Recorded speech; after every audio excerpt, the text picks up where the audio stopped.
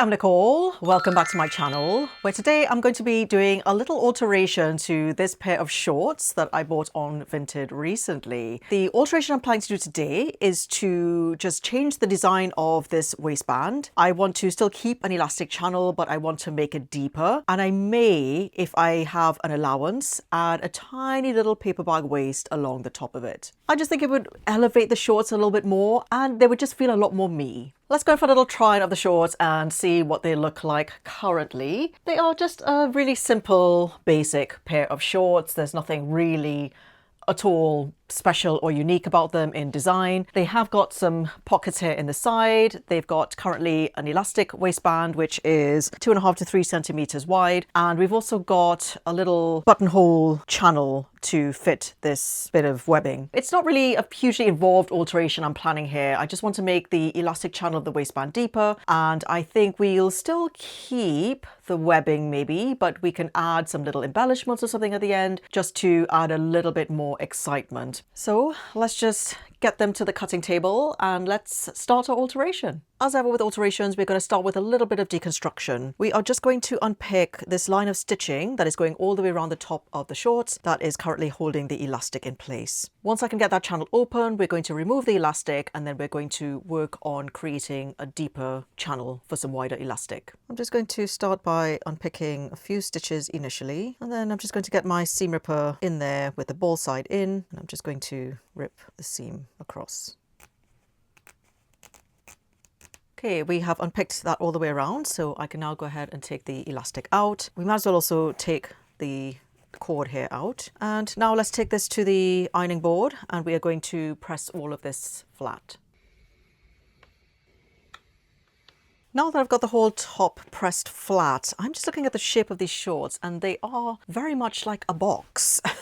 There's absolutely no shaping on the shorts as it goes up into the waist, either here on center front or on the sides or on center back. And you can see that very clearly by the fact that the stripes are just going straight down. I think I would quite like to do a little bit of shaping. I think I would like to bring the shorts in a little bit more at the waist so that it's not quite so much bulk going on up here. I think it'll also just give it a nicer shape in general. So I am going to just take in this center back seam as it goes towards the waist, and I'm also going to do that on the center front seam and maybe even the top of the side seams. I mean, obviously we've got the pocket here to negotiate, but there is a little bit of leeway here. I think we could just do a tiny little bit of shaping here as well as it goes from the top of the pocket up to the top of the waist. Let's get the shorts inside out and let's start redrawing some of these seam lines. Let's start with center back here, and we can put one of the shorts legs inside the other just to get that crotch curve sitting a little bit more flat. Here we have the front crotch curve and here we have the back crotch curve. What I'm going to do is just angle this back seam up so that it tapers in as it comes towards the waist. So I'm just going to put my quilting ruler here just on the seam line as it's coming around the crotch curve from the back, and I'm just going to take it in maybe by about that much. I'm just going to take some chalk, some tailor's chalk, and I'm just going to redraw that seam line. So what we'll have is the seam tapering up like this as it gets towards the waist. I'm going to do the same on the center front seam as well. Now we've got these buttonholes here to contend with. We can either keep them or we can just eliminate them in the taking in of this seam. I mean, I guess we'll keep them. Let's take in the front by that much. Let's take this to the machine now and let's stitch along those red chalk lines, and then we will taper in the sides from the top of the pocket. I have just put some pins along just so I can match the stripes on the front and back here, just to make sure that when I'm coming down this seam, the stripes look roughly pattern matched. I'm now just going to overlock that edge. Okay, we have got the center front and center back seams taken in. Let's now just take in a little bit at the top of the side seams. We've got the opening of the pocket here, so we want to stay above that. I'm just taking my French curve and all I'm going to do is just gently curve that in. I don't think we're going to take it in by much, just like a centimeter on each side to give us 2 centimeters once that is taken in there. So we will do that on both sides. Now we will take that to the machine. We will seam along the red lines here, and then we'll just tidy up those little edges with overlocking.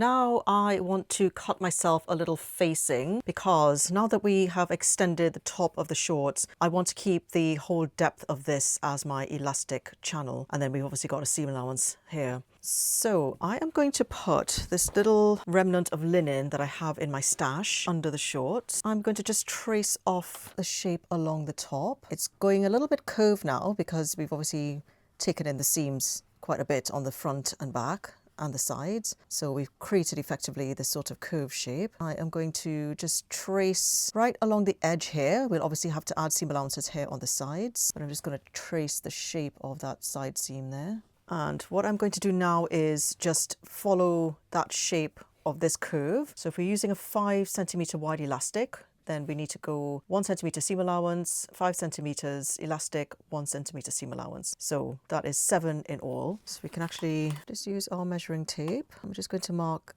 7 centimeters along here, and then we will join the dots to create our curve at the bottom. We obviously need to add a 1 centimeter seam allowance on the sides here.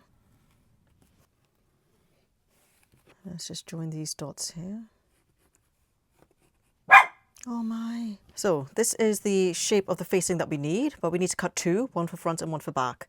So I'm just going to place the fabric so it's doubled like this, and then we are just going to cut that shape out. Okay, and there we have our waistband facing pieces cut out. Let's go ahead and join these 2 pieces together along the side seams here.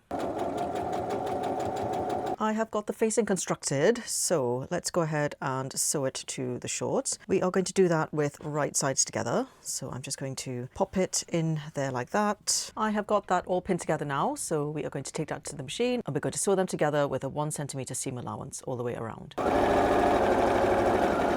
Now we are going to press that seam. We are going to press it with the seam allowance towards the facing, and then we will probably understitch as well. Let's go ahead and do the understitching now, which is just stitching the facing onto the seam allowance that we have pressed to that side. I'm just going to stitch very close to the edge of the seam. It just gives the seam allowance towards the facing so that you don't see it when it is turned back like that. So let's just go ahead and finish stitching that down. Now I need to decide how I'm going to finish off the bottom of the facing. Originally, I thought I would just turn that under and then top stitch it down, which will become our channel for the elastic, but I am now thinking that I will just put some bias binding along that bottom edge, which will just give me the option to have it just loose like this, and then I can still stitch it down from the right side, but it would just reduce the bulk because this fabric is actually quite thick. So I'm just going to finish off the raw edge of the facing with this bias binding. I'm just going to speed along here, but if you would like to see the process of how I finish off the loose ends of bias binding when I'm sewing it in the round, have a look at the dedicated tutorial that I've saved on my channel showing this technique. Now we need to sew the elastic channel closed so that we can just feed the elastic through and finish off the waist of the shorts. Now I am going to use this 5mm elastic, I think. This is the only 5mm I have actually, this gold glittery one. I would have just used a plain white one, but I don't have that. So anyway, I am just going to take this to the machine. I think we will sew with the facing side up. I will also probably enclose this cord in there while we stitch that up so I don't have another thing to feed through, because obviously I'll have to feed all the elastic through, but we might as well just put the cord in now. So I'm just going to pop that into the first opening there and just put it all the way around, try not to twist it, and then back through this side.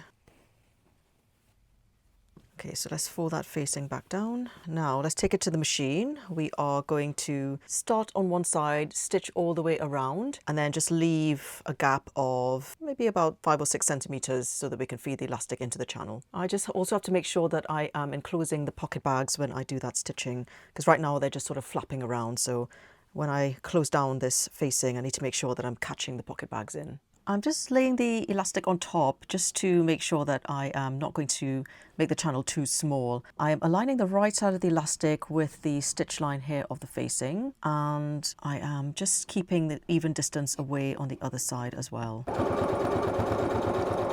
Okay, we have got the channel all stitched up now, so let's go ahead and insert the elastic into this gap. I also just ran a little line of stitching along the top here because I just think it'll just look a little bit nicer. So I'm just going to grab my safety pin and elastic, and we are just going to feed it through the channel and then connect the two ends together. Okay, we are on the home straight. The elastic is in the channel. All that's left to do now is just close that last bit of stitching here to close the channel, and then I think we'll call this sewing done. I'm pretty happy with how the waistband came out. I think it has improved it. The only other thing I want to do is just add a little embellishment to the bottom of these little drawstrings here. I've decided to keep the embellishments quite tonal. I've got this tassel here that is a little dip dyed white and yellow. I've got a couple of yellow pom-poms, and then I've just got two white tassels. I have made this little embellishment to go at the end of the drawstring. If you'd like to see exactly how I made it, I have saved that video in a separate YouTube short. But now I'm just going to attach it onto the bottom of the drawstrings. And at the end of that, this is what we have. And we can now call this little project complete. We have our nice deeper waistband here with the linen facing, bias binding finish, tapered in so it's not quite so shapeless, and with our cute little embellishments on the end of the drawstring. So let's go in for our final little try on now, and we can see what they look like now compared to before. And here we go for the final try on. In hindsight, I should have just modeled the shorts before in this vest as well. But anyway, hopefully you can see the difference in the fit between pre-alteration and post-alteration. It was a very subtle change, but I do think it made a difference. I do like how the deeper waistband looks. I think the fact that it's now slightly tapered as it goes in, it gives it a bit more of a slight A-line shape instead of that very straight, blocky, bulky look it had before. I absolutely love the little embellishments here on the bottom of the drawstring. I think it just gives it a little bit of slight boho vibes, and I just absolutely love that kind of vibe in the summer. Let's just give you a little close-up here of the embellishments on the drawstring and of the waistband. So yeah, I can now put these into circulation in my wardrobe and wear them all summer long. I hope you found following this little alteration project useful. Thank you so much for watching. I'll see you in the next video.